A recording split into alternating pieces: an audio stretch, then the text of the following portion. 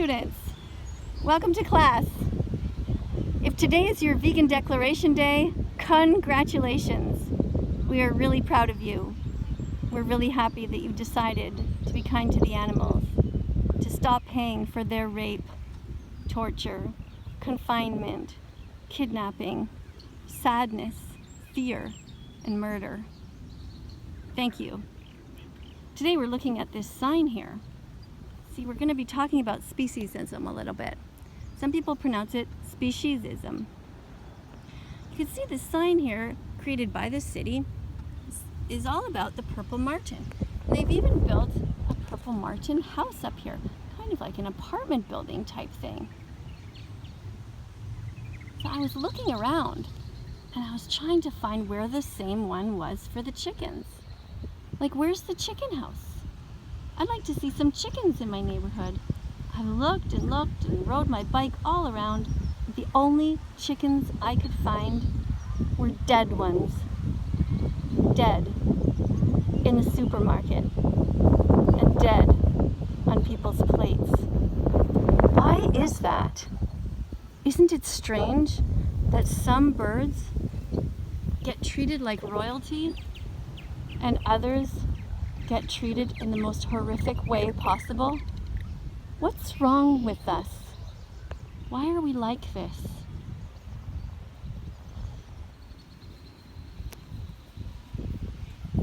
The purple martin is the largest swallow in North America.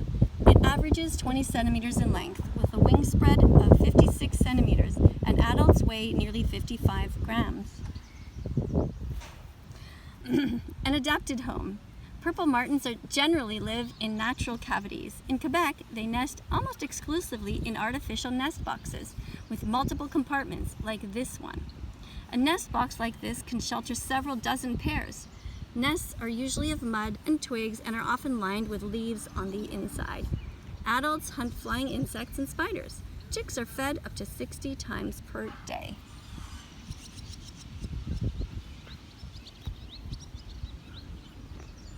Purple martins often feed at very high altitudes of 50 to 150 meters. On warm summer mornings, after some moths have used updrafts for their migration during the night, purple martins can even be spotted at a height of 300 meters. Over the years, entire colonies can return to the same breeding site. In fact, in one experiment, some purple martins that were taken several hundred kilometers from their sites returned in just a few days.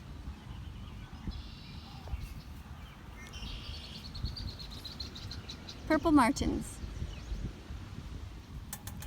This species returns to its migration to South America very early in the spring, sometimes in the beginning of April, to find the best nesting sites.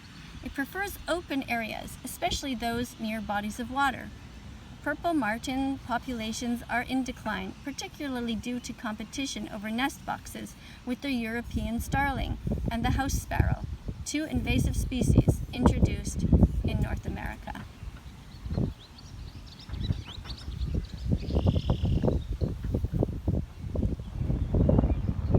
Are you vegan yet? Are you happy that there are purple martins in the world? Are you happy that there are chickens in the world? Why do we love one species and eat the other? We need to learn how to be kind and compassionate to all beings. All sentient beings deserve freedom, to be able to open their wings. Chickens are some of the most abused animals on the planet. They never get to open their wings in many facilities. They are so tightly combined together. They are crowded. They are sad. They are sick. They're afraid. They're devastated. It's dark in there. They don't get to see the clouds. They don't get to see the sun. Please keep animals off your plate. And if you live near the water, don't go there with a fishing rod and premeditate murder. Just over there, beyond the tree, there are some people fishing. literally sitting there waiting to hurt an animal, a little fish. It's done nothing wrong to them. Little happy fish are just in the water, minding their own business, just swimming around, not hurting anybody, not polluting, not stealing. Why do we as a species think it's okay to steal the lives of others? Why do we steal from them? Why do we steal honey from bees? Why do we steal milk from cows? Why do we steal cows from their mothers? We steal baby boy cows in the dairy industry. Did you know that? They take them away from their mothers and they murder them. They turn them into veal. It's terrible. They're just baby cows. All animals deserve to live. We must work together on this planet to be as kind as possible, as compassionate as possible, and not inflict this horrible physical pain on those who did nothing wrong. Thank you so much to everybody who's vegan. Thank you to everybody who's trying to be vegan. Thank you to everybody who is really suffering from dystopia, the anguish of being vegan in this non-vegan world. The best thing that you can do to help yourself is to keep working, keep spreading the knowledge about the animals. A lot of people who do yoga say things like namaste and peace be with you.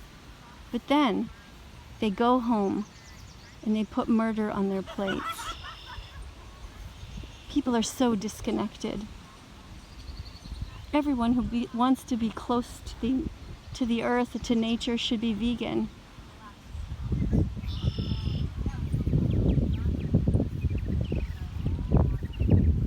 Thank you to all the moderators who are commenting to help others on this channel. Thank you to people who share my videos. Thank you to all the other wonderful teachers out there who are trying to teach compassion, who are not afraid to speak up in schools to talk about the most innocent among us, the animals.